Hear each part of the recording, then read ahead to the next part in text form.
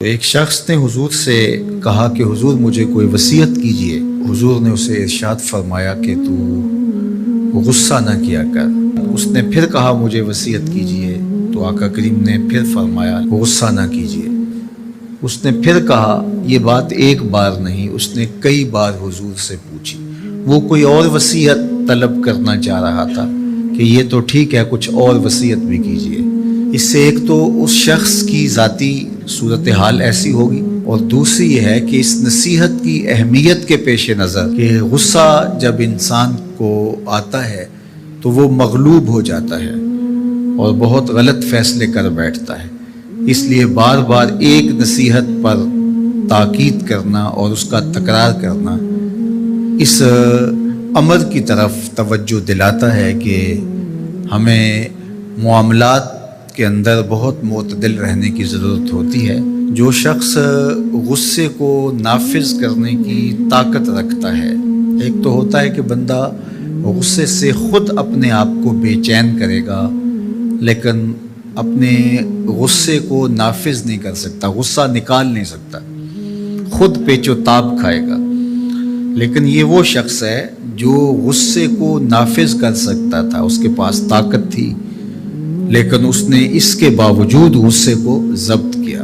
حضور علیہ السلام نے ارشاد فرمایا، قیامت کے دن اللہ تعالیٰ لوگوں کے سامنے اسے بلائے گا، تو اللہ تعالیٰ اسے اختیار دے گا کہ جنت کی حوروں میں سے جس کے ساتھ تم نکاح کرنا چاہتے ہو، جس کے ساتھ تم رہنا چاہتے ہو، تمہیں اس کا اختیار دیا گیا ہے، اس لیے کہ تم نے اپنے غصے کو ضبط کیا، اس کو نافذ کرنے کی طاقت کے باوجود۔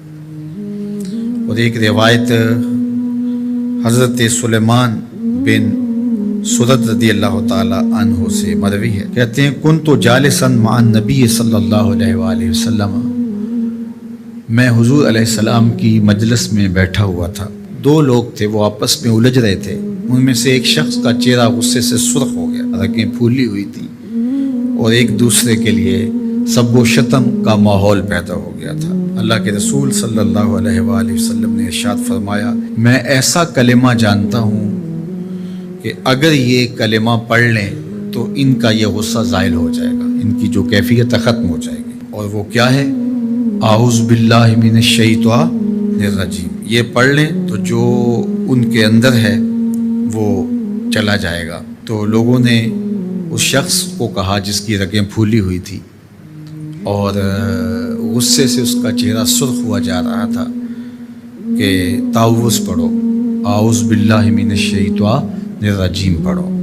اور یہ اللہ تعالیٰ نے قرآن مجید میں ارشاد فرمایا ہے کہ جب غصے سے انسان بے قابو ہو جائے تو اس کو چاہیے کہ وہ اپنے غصے سے باہر نکلنے کے لیے تعوذ پڑھے۔ ایک روایت میں ہے اللہ کے محبوب نے ارشاد فرمایا، تم میں سے اگر کوئی شخص غصے میں آئے تو وہ خاموش ہو جائے، تو خاموشی سے غصے کا لیول نیچے آنا شروع ہو جائے گا۔ اور ایک روایت میں ارشاد فرمایا، جب تم میں سے کوئی شخص غصے میں ہو تو وہ کھڑا ہوا ہو تو وہ بیٹھ جائے، اور اگر اس کا غصہ اس سے زائل ہو گیا تو ٹھیک، ورنہ لیٹ جائے۔ یعنی اگر وہ کھڑا ہو تو بیٹھ جائے، اور اگر بیٹھنے کے باوجود بھی غصہ ختم نہیں ہونے پا رہا تو لیٹ جائے، خاموش ہو جائے، تعوذ پڑھے اور بیٹھ جائے یا پھر لیٹ جائے۔ تو یہ چار صورتیں غصے کو کم کر دیتے ہیں۔ تو غصے کو نافذ کرنے کی بجائے کوشش کرنی چاہیے کہ غصہ جو ہے وہ فروغ ہو جائے، کیونکہ غصے میں انسان ایسے امور کر لیتا ہے کہ بعد میں اس کو سخت پچھتاوا ہوتا ہے۔ اگر کسی شخص کے ساتھ قرآن مجید نہیں ہے، قرآن مجید کے 2 رکوع 4 رکوع آدھا پارہ اگر کسی زندگی میں روزانہ کی بنیاد پہ نہیں ہے تو اس کی زندگی کا نور اس سے روٹ گیا ہے۔ گر تو می خواہی مسلمان زیستن نیست ممکن جز بقرآن زیستن، اگر تو مسلمان بن کے جینا چاہتا ہے تو قرآن کے بغیر ایک لمحہ بھی نہیں جی سکتا۔ تو قرآن کو اپنی زندگی میں اس طرح داخل کر لیجئے گا کہ اٹھتے بیٹھتے چلتے پھرتے تمہارے ساتھ قرآن کی تعلیمات جڑی ہوں، کوئی دن قرآن مجید کی تلاوت سے خالی نہ ہو۔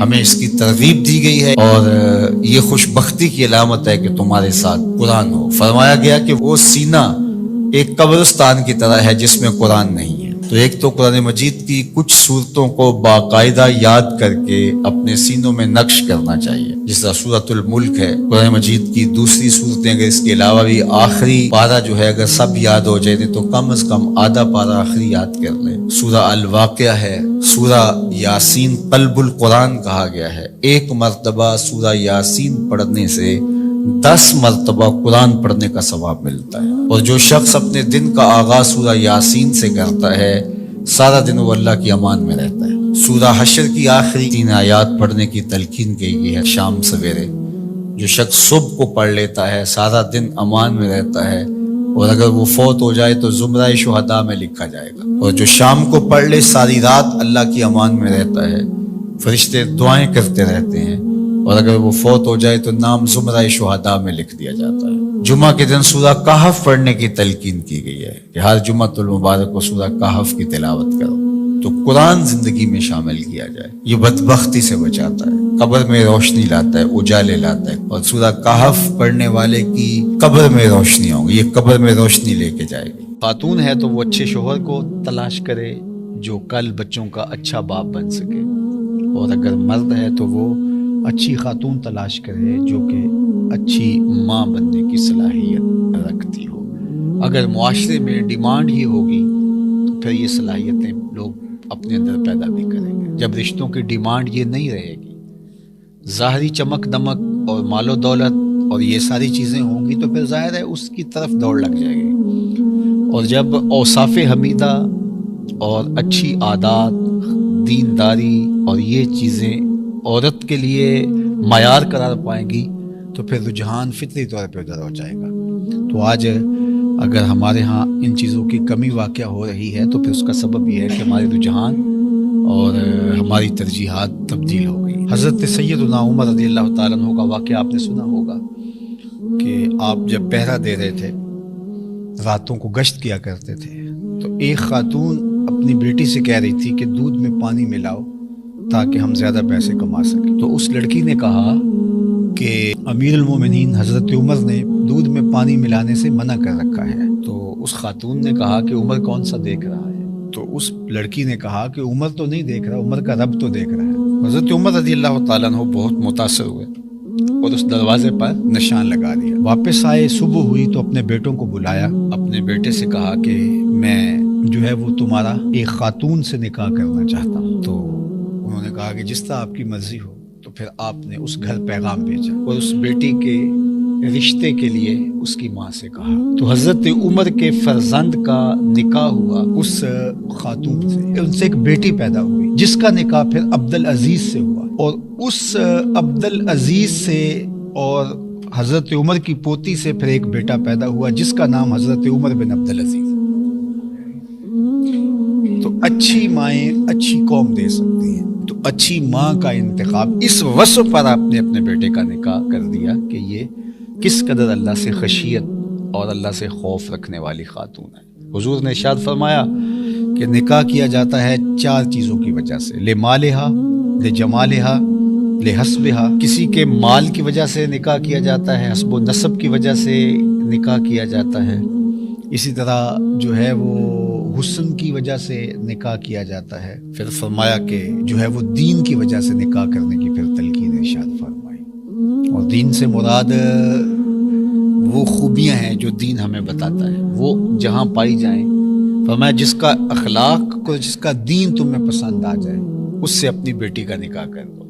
نکاح کے انتخاب کے لیے 2 چیزیں بیان فرمائی، جس کا خلق اور جس کا دین تمہیں پسند آ جائے اس سے اپنی بیٹی کا نکاح کر دو۔ ابو الاسود الدؤلی زمانہ جاہلیت کا ایک شاعر گزرا ہے۔ ایک دن وہ اپنے بیٹوں سے کہنے لگا کہ میں تمہارے پیدا ہونے سے پہلے بھی اور تمہارے پیدا ہونے کے بعد بھی تمہارے اوپر بڑے احسانات کیے ہیں۔ تو بیٹوں نے کہا کہ ہمارے پیدا ہونے کے بعد کے احسانات تو سمجھ میں آتے ہیں، لیکن ہمارے پیدا ہونے سے پہلے آپ نے ہمارے اوپر احسان کون سا کیا ہے؟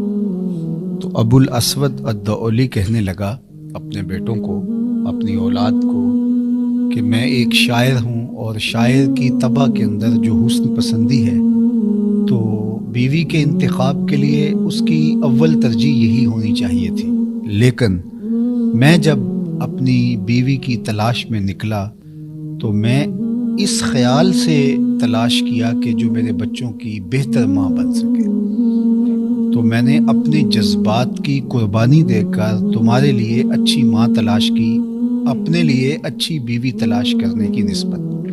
تو میرا یہ وہ احسان ہے جو تمہارے پیدا ہونے سے قبل میں نے تمہارے اوپر کیا۔